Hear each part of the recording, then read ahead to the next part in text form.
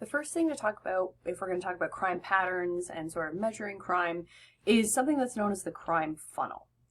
So essentially what this looks like is it's a funnel, and at the very top here we have the actual crimes that are committed. This is a number that criminologists can never really know. So this is something that we would love to know how many crimes are actually happening out there, but this is a number that we're never going to actually know, which is why we call it the dark figure of crime. So this is all crime that's actually happening out there. We're always trying to estimate that or figure out that number, but we really can never know what it is. So if we are looking at the actual crimes committed in the crime funnel, if we go down a step, this is the crimes that are reported to police.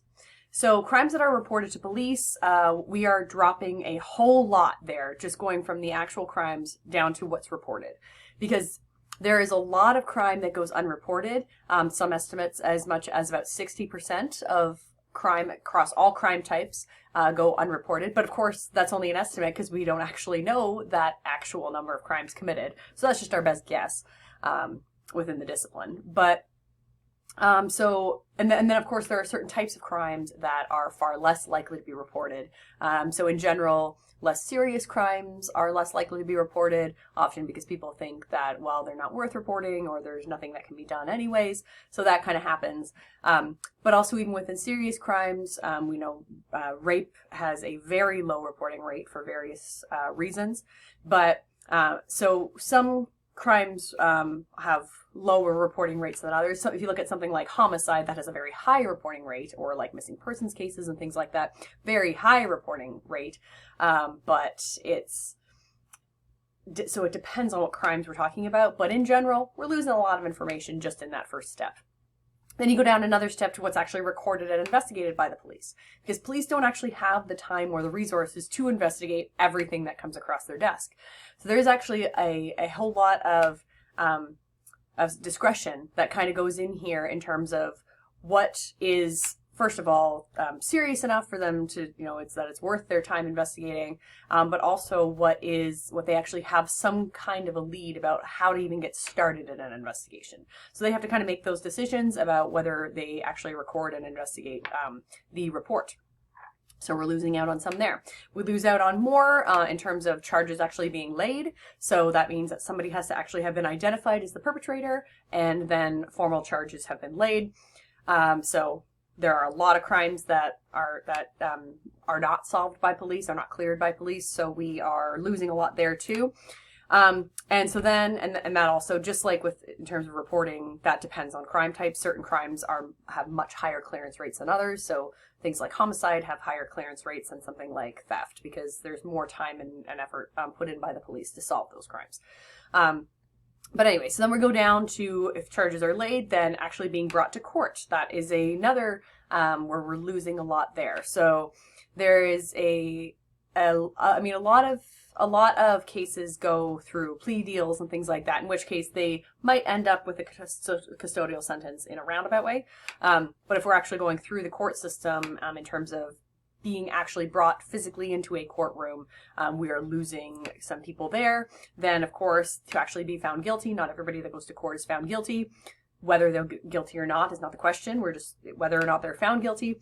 And then if they get a custodial sentence, which means that they are jail time in prison, something like that. So this is all to show that there's a lot of research that's done looking at, like, let's go into the prisons and let's actually talk to offenders. If that is the focus of research, then that means you are way down here at the bottom of the crime funnel. Doesn't mean that you're not going to get valid information. Doesn't mean we don't want to know about those offenders. It doesn't mean that it's not as useful as other types of research. But what it means is you have to be aware that you are at the bottom of the crime funnel. By the time an offender is put in prison, if we compare the offenders that are in prison to the amount of actual crimes that are committed, that is way, way, way, way lower. We have gone down every step of the way to come down to this. And I mean, a custodial sentence doesn't have to be prison time. It could be, a house arrest, or it could be, jail for like a night, like any of those things. But some kind of custodial sentence is, and that also, of course, is going to be related to the severity of the crime. Like a simple theft is not going to result in jail time. So it's going to depend on that type of thing as well. But that just is something to keep in mind about, depending on what, level that we come in at when we're doing investigation. You have to be aware of how low you are in the crime funnel. So there's a lot of research that looks at, arrest rates. And so if we're looking at crime rates using arrest rates, then we're going to be sort of at this level, at the charges laid level. Some look at crime reports. So that might be up here, or probably actually here, because there'd have to be some kind of record of it. This is kind of an overall concept that is a really important one when we're actually looking at crime rates, because that crime funnel, we are always trying to tap into this dark figure of crime, but we can't always do that. So one major source of crime data that does not tap into the dark figure of crime is the UCR. The Uniform Crime Report uses official records. So in our crime funnel, we are already down to looking at official records. So we're not tapping into the dark figure of crime.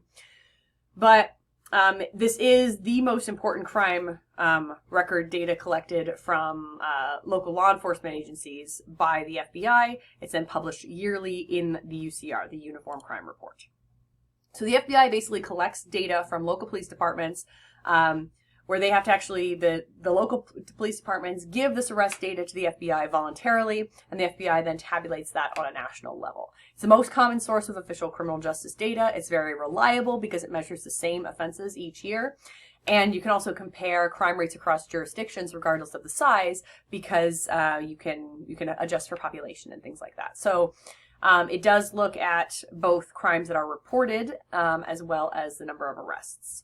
So it is considered the gold standard in terms of official data. The major unit of analysis in the UCR is Part 1 crimes. So this leads to one limitation, because it only looks at Part 1 crimes. At least that is sort of the main focus of it. But Part 1 crimes are the more serious crimes, so it makes sense that that is the major unit of analysis here. And just to sort of go over what Part 1 offenses are, the violent crimes that fall under Part 1 offenses are murder, rape, aggravated assault, and robbery. And property crimes are larceny, theft, burglary, motor vehicle theft, and arson. So all of these things are considered Part 1 offenses, which means that it's in Part 2 offenses basically include everything else. Sex crimes that don't meet the standard of rape would fall under that. Drug trafficking would fall under that. Vandalism would be Part 2. So anything that isn't in this list would be a Part 2 offense. But these are typically considered sort of the most serious and or the most prevalent within the categories of violent and property crime. So to compile the UCR, there are 3 methods that are used to express crime data. First, you have the number of crimes reported and or the arrests made. So that would be sort of the raw numbers, so you can get the information for the raw data. But then it's also usually much more useful to look at the crime rates. And so there's a rate given per 100,000 people. And then you can also use that information to look at changes in rate of crime over time, which the UCR tool can do that for you if you'd like. And so something that is, if you're looking specifically at clearance rates, so when the solving of crimes, crimes can be cleared in 2 ways.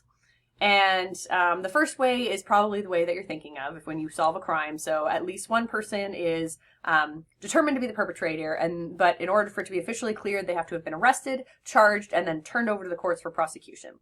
They do not have to be found guilty, because that is up to the court system. But for the police to clear that case, they have to have determined who did it, brought enough evidence and then given that evidence to the prosecution, and then it's up to the prosecution.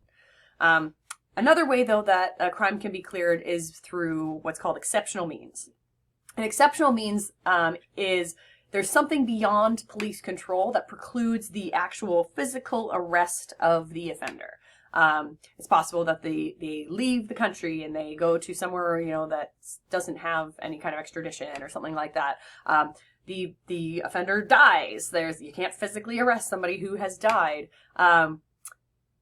Sometimes a victim refuses to cooperate with the prosecution after the offender has been identified, so their case kind of falls apart and they don't really have enough to bring it forward. But they still have to have gone through all the steps to identify the offender, they gathered the evidence, they took all the steps to arrest in order for that to count as cleared by exceptional means. So when we look at the validity of the UCR, there are some issues with how this is done and sort of some of the problems with the UCR. First, of course, is that a lot of victims don't report. So again, about 60% don't report crimes for varying reasons. This could be things like trust in the police or trust in the police ability to solve the case, whether you trust the police implicitly or whether you don't trust them to solve the crime. And then, of course, there are specific reasons for specific types of crimes, like not reporting rape is going to have really specific reasons why people don't report.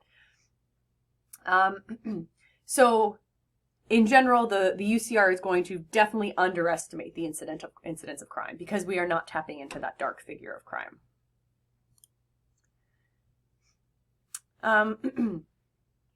Oh, and before we get into that, some other factors that affect victim reporting is it's trust in the police and stuff, but it's also like the seriousness of crime. So more serious crimes are more likely to be reported, but the amount of social support that a victim has. They're more likely to come forward if they are supported by people in their life. The relationship between the victim and offender will also affect the likelihood of reporting, where stranger crimes are way more likely to be reported than crimes committed by somebody known to the victim.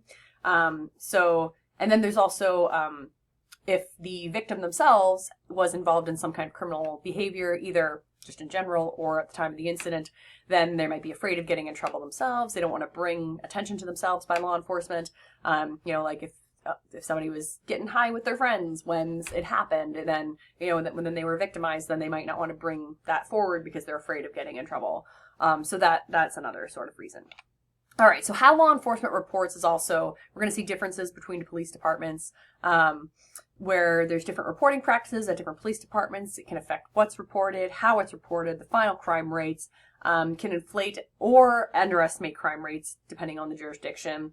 There have also been instances where police departments intentionally make crime rates look like they're decreasing, usually for either political or financial reasons, such as like getting official charges reduced so that it looks like there's less serious crime happening. So these types of things can happen, which is going to affect the types of data that we get. There are also some methodological issues. So first of all, it is a voluntary system, so not all police departments report.